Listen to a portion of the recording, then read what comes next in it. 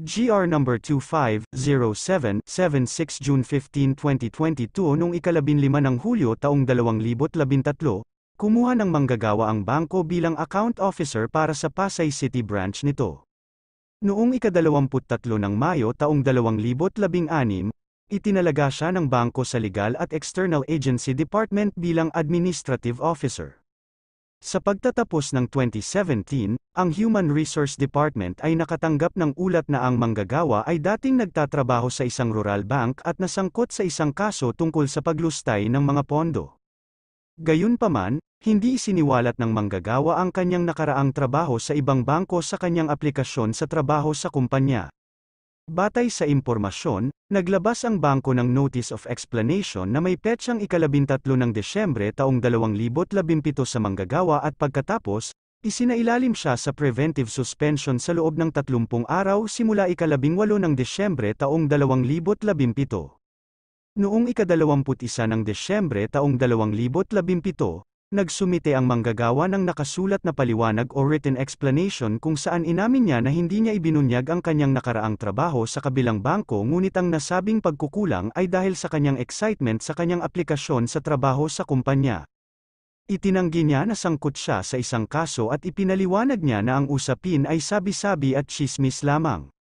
Noong ika-8 ng Enero taong 2018, nagsagawa ng komperensya o pagdinig ang kumpanya kung saan personal na ipinaliwanag ng empleyado ang kanyang panig. Sa Notice of Decision na may petsang ika-10 ng Enero taong 2018, napagpasyahan ng kumpanya na wakasan ang trabaho ng manggagawa sa mga sumusunod na dahilan. 1. Paglabag sa kodigo ng pag-uugali at disiplina ng bangko para sa pagbibigay ng mali o mapanlinlang na impormasyon sa mga aplikasyon para makuha ang trabaho, subject infraction. At 2. Malubhang maling pag-uugali, panloloko o sinasadyang paglabag sa tiwala at pagkawala ng kumpiyansa sa ilalim ng Artikulo 277 ng Kodigo sa Paggawa. Nalaman ng kumpanya na sinadyang itago ng manggagawa ang kanyang nakaraang trabaho sa isa pang bangko upang itago ang kanyang implikasyon sa isang partikular na kaso ng pagnanakaw. Sa pagpataw ng parusang dismissal, isinaalang-alang din ng kumpanya ang mga paglabag ng manggagawa noong 2016 at ang kaukulang mga aksyong pandisiplina na ipinataw sa kanya, viz. 1. Pagsuspinde sa trabaho ng 10 araw para sa kanyang hindi wastong pag-uugali at mga gawa ng gross discourtesy o disrespect sa mga kapwa-empleyado, at 2. Pagsususpinde sa trabaho sa loob ng 15 araw para sa kanyang paglabag sa personal na paghiram mula sa mga kliyente ng bangko. Dahil dito, nagsampa ng reklamo ang manggagawa para sa iligal na pagtanggal, mga paghahabol sa pera, at mga pinsala laban sa kumpanya. Sinabi niya na ang kanyang pagkakatanggal sa trabaho ay dahil lamang sa kanyang pagkakatuklas sa mga katiwalian kung saan sangkot ang kanyang division head at ang kanyang department head. Nanindigan ang manggagawa na ang kanyang kabiguan na ibunyag ang kanyang nakaraang trabaho sa isa pang bangko ay ginawa ng may mabuting loob, at nabigo ang kumpanya na patunayan ang kanyang pagkakasangkot sa kasong pagnanakaw. Upang managot sa ilalim ng paglabag, alam na nagbibigay ng mali o mapanlinlang na impormasyon sa mga aplikasyon para sa pagtatrabaho bilang resulta kung saan sinigurado ang trabaho, ang empleyado ay dapat na nagsagawa ng lantaran o positibong pagkilos, na nagbibigay ng maling impormasyon sa aplikasyon para sa trabaho. Ang manggagawa ay hindi aktwal na nagpahayag ng anumang maling impormasyon sa kanyang aplikasyon sa trabaho ngunit tinanggal lamang upang ipakita ang kanyang nakaraang trabaho sa ibang bangko, hindi siya maaring gumawa ng di umano'y paglabag. Kapansin-pansin, ang dating bangko ay hindi nagsagawa ng anumang aksyong pandisiplina laban sa kanya sa kaso.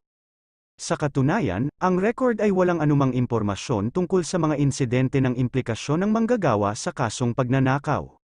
Ang ipinapakita ng record ay pinahintulutan ng dating bangko ang manggagawa na mag-resign sa kumpanya nang walang anumang mapanirang record.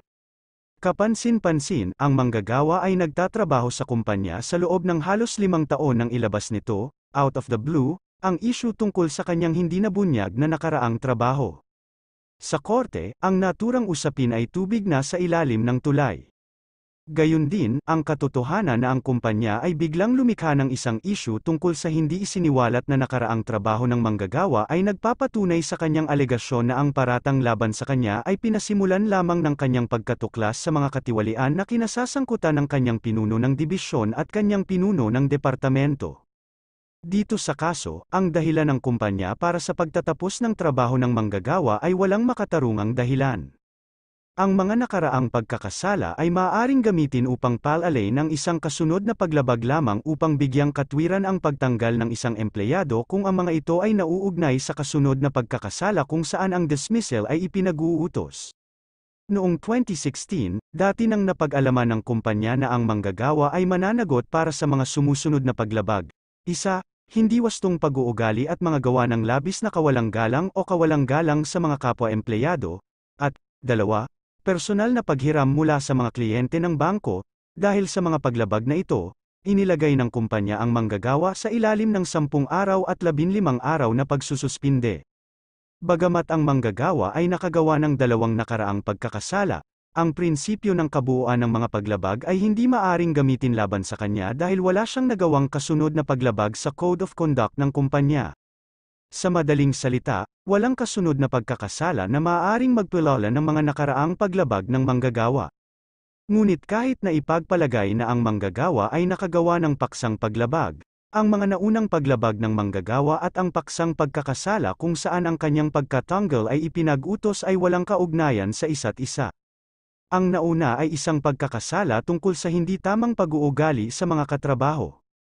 Sa kabilang banda, ang pangalawang pagkakasala ng manggagawa, ibig sabihin, ang personal na paghiram sa mga kliyente ng bangko, ay isang paglabag na may kaugnayan sa conflict of interest. Ang paglabag sa paksa ay naiiba sa mga nabanggit na pagkakasala. Ang paglabag sa pangalawa ay may kinalaman sa kawalan ng katapatan. Hindi mapag-aalinlanganan, nabigo ang kumpanya na lubos na patunayan na ang pagpapaalis ng manggagawa sa trabaho ay para sa isang makatarungang dahilan. Sa lahat ng nabanggit, mayroong malaking ebidensya na ang kumpanya ay ilegal na nagtanggal ng manggagawa sa trabaho. Sa kaso, inilagay ng kumpanya ang manggagawa sa 30 araw na preventive suspension simula ika-18 ng Desyembre taong 2017 dahil sa alegasyon nito na siya ay sangkot sa isang kaso tungkol sa paglustay ng mga pondo sa kanyang dating trabaho na hindi niya isiniwalat sa kanyang aplikasyon sa trabaho. Bagamat ang preventive suspension ay hindi isang parusa kundi isang hakbang upang protektahan ang buhay o ari-arian ng employer o ng mga katrabaho habang naghihintay ng investigasyon sa anumang sinasabing paglabag na ginawa ng empleyado, dapat itong ipataw ng may pag-iingat dahil ang empleyado ay pinagkaaitan ng kanyang sweldo at benepisyo sa panahon ng pagsususpinde. Dahil dito, dapat lamang itong ipataw kapag ang patuloy na pagtatrabaho ng empleyado ay nagdulot ng seryoso at napipintong banta sa buhay o ari-arian ng employer o ng kanyang mga katrabaho. Kung mayroon man, ang tanging paglabag na ginawa ng manggagawa laban sa kumpanya ay ang kanyang pagkukulang na sabihin ang kanyang dating trabaho sa nakaraang bangko sa kanyang aplikasyon sa trabaho. Sa kanyang pagkukulang, hindi makita ng korte kung paanong ang patuloy na pagtatrabaho ng manggagawa ay nagdulot ng anumang seryoso at napipintong banta sa buhay o ari-arian ng kumpanya o ng kanyang mga katrabaho. Dahil dito, nakita ng korte na hindi makatarungan ang preventive suspension ng manggagawa.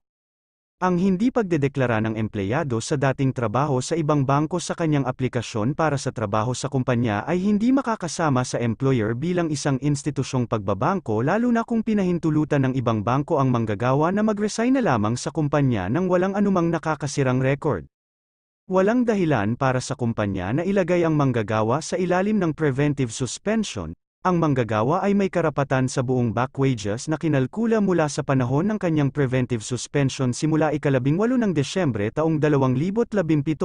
Gayunpaman, ang separation pay ay maaaring igawad sa isang ilegal na na-dismiss na empleyado bilang kapalit ng muling pagbabalik sa trabaho. Ito ay dahil sa nagreresultang mahirap na relasyon sa pagitan ng kumpanya at manggagawa. Napansin ng korte ang alegasyon ng manggagawa na ang kanyang pagkakatanggal sa trabaho ay naudlot ng kanyang di umano'y pagkatuklas ng mga tiwaling gawi na kinasasangkutan ng kanyang pinuno ng dibisyon at pinuno ng kanyang departamento.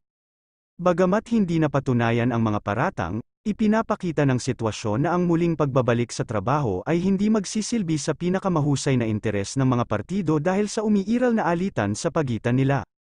Kapag may order ng separation pay, bilang kapalit ng reinstatement, ang relasyon sa trabaho ay wawakasan lamang kapag natapos na ang desisyon na nag-utos ng separation pay. Kaya, ang manggagawa ay may karapatan sa separation pay gayon din sa buong back wages na kinalkula mula sa panahong hindi siya pinapasok ng kumpanya hanggang sa katapusan ng